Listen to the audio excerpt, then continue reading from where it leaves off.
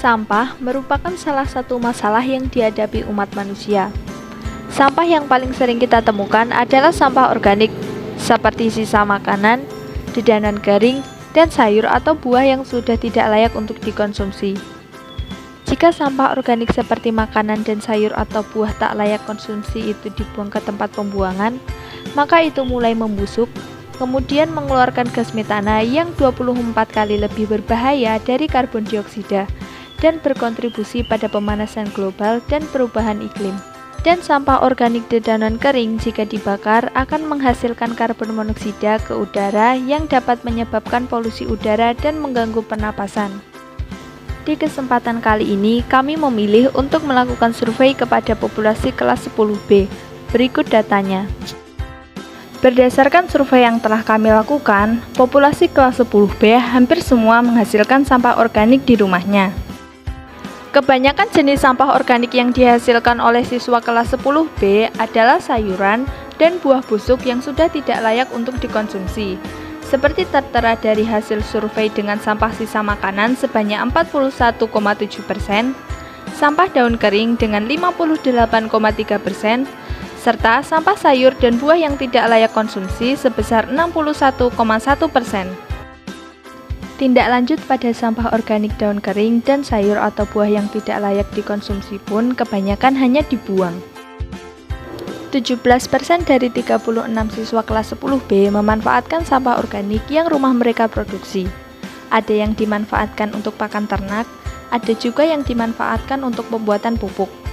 Sedangkan 83% dari 36 siswa kelas 10B tidak memanfaatkan sampah organik tersebut, melainkan hanya membuangnya atau membakarnya. Kesimpulan yang kami dapatkan adalah kebanyakan siswa kelas 10B menghasilkan sampah daun kering dan sampah sayur atau buah yang busuk dan tidak layak konsumsi.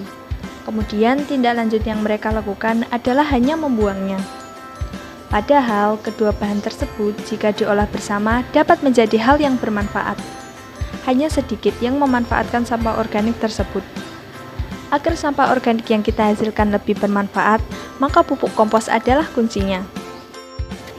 Mari teman-teman kita praktikkan bagaimana pembuatan pupuk kompos. Berikut alat dan bahan serta langkah-langkahnya.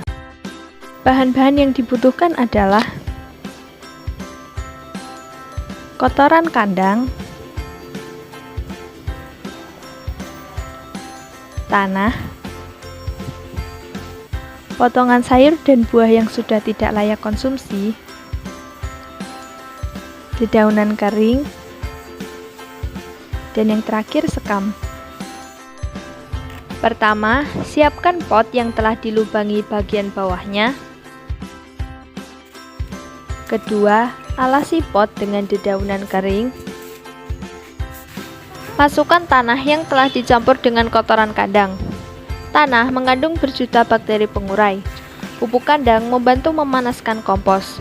Kompos idealnya memiliki suhu 40-60 derajat Celcius agar penguraian optimal dan membunuh bakteri patogen. Potong sampah sayur dan buah ke dalam pot. Semakin kecil potongan sampahnya, semakin cepat pula proses pengomposan.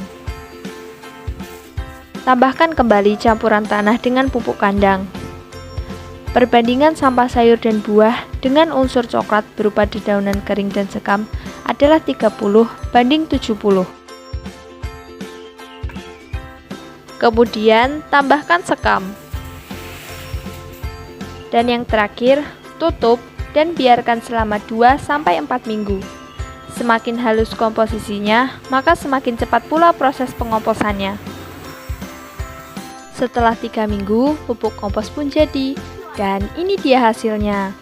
Pupuk ini sangat subur ya, dan bisa kalian gunakan pada tanaman kalian. Sangat mudah bukan pembuatan pupuk kompos dari sampah organik yang kita hasilkan setiap harinya? Mari lakukan hal sederhana untuk selamatkan bumi kita.